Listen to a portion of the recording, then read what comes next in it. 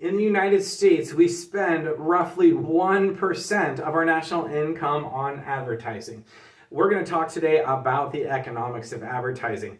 Now, you might have a lot of opinions about advertising, whether it's on the whole good for the economy, whether it's bad. Are we just pushing people to buy things they don't need, or more expensive brands they don't need, or does it actually increase the information in the economy to help people make better purchases? We're going to address some of those issues right now. The first way to approach economics of advertising is the informational view.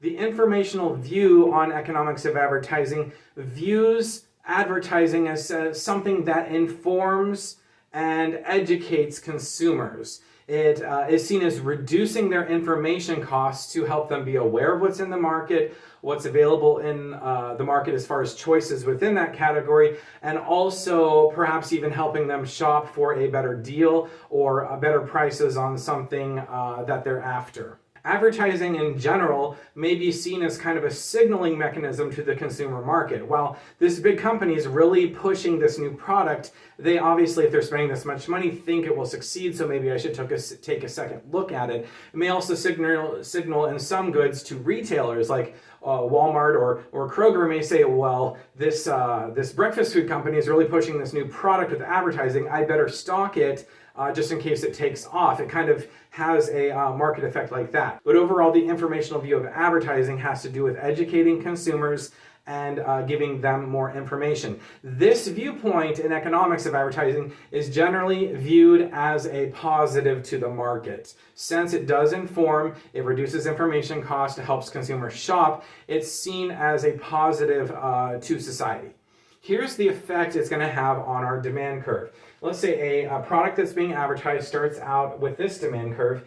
A successful informational viewpoint, a successful a campaign will shift demand to the right because it's going to increase demand for the product, but it will also make the product demand curve more elastic. Why is it more elastic? Well, that speaks to the informational view of advertising, where since we've advertised it, consumers are more informed, so they'll buy more of the product, but they'll also know more about their choices. So they may not buy my dish soap, they may buy somebody else's dish soap, but at least they were informed of maybe, the reasons why you should wash your dishes thoroughly so you don't get sick, something like that. So it broadens the appeal of the category, but also increases sales.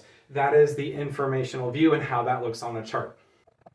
Next up is the persuasive view of economics and advertising. Persuasive is the one that's sometimes seen as a negative in the market.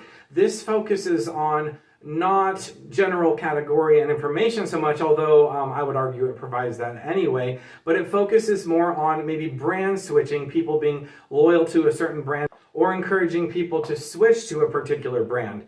Brand names, though, do have value. They reduce information costs because you go into the store, you're going to buy toothpaste, and well, I remember this brand, I don't like that brand, this other brand is okay, and this is my favorite, and it helps you make decisions because they have brand names. But the negative view of the persuasive view of advertising is that you're just getting people to buy a particular one. You're going to increase everybody's cost. You're going to kind of push things to see what they need. But then people push back and say, well, how do you know that that's costly, that they want this particular brand of shoes? Perhaps the opportunity cost was they wouldn't know about this new supportive shoe that improves sports performance at all. So it's better they know about this brand than none at all. So it kind of goes back and forth. But of the ones we've discussed so far, this one is viewed more suspiciously and possibly more negative. Here's what the persuasive view does to the demand curve. A successful campaign under this viewpoint is going to shift demand out or to the right because it increases demand if it's successful, and then it's going to actually make the demand curve more inelastic. So it's going to shift from D to D1, which means that it'll increase demand for the good in general, but it's going to make it more difficult for consumers to feel they can switch brands, because in this view, you're pushing one particular brand name, and that's going to push you to a point where you're going to be more resistant to change brands, making the demand curve more inelastic. Third up is the complementary view of economics and advertising. And this is complement with an E. It means the same thing as complementary goods, meaning left shoe, right shoe, peanut butter and jelly, chips and salsa, things like that, things that go together. But often when I've given this lecture in person, people get confused because they think the ad itself is talking about complementary goods. They'll be like, well, Mr. Faust, you showed me a ad for dish detergent that goes in a dishwasher, and since the dishwasher and the dish detergent are complementary goods, that's how this ad would fit under the complementary theory. Well, that's not what I mean at all. The complementary theory is that the ad itself is complementary to the good or service being advertised. It's not just persuasion, it's not just informational, although all ads can be put in all three categories depending on how you present it. But it actually, the ad itself makes the product being used more valuable, and you could even say vice versa. If you are, one of those ads, an example would be a few years ago there was a campaign with Twix candy bars. It's like this war between left Twix and right Twix. There was a bunch of advertising, and for some consumers who bought into that, it became under the complementary view, you could argue, because it made it kind of a fun game. It was a novelty, like, oh, you're on the right Twix side, well, I'm on the left Twix side, and maybe you have to get both and trying to see if there's any taste difference. Well, that kind of thing makes it fun to use the product and actually enhances the value of the product. That's why it's complementary.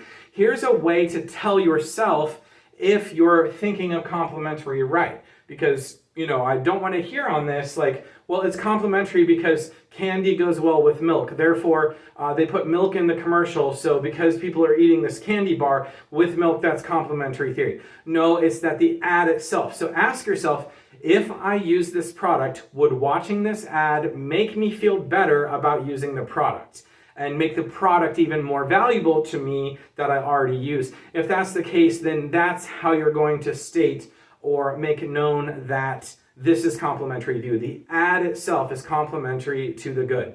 Often these are associated with social movements. They can be associated with coolness or a hip factor, and sometimes they're just plain fun.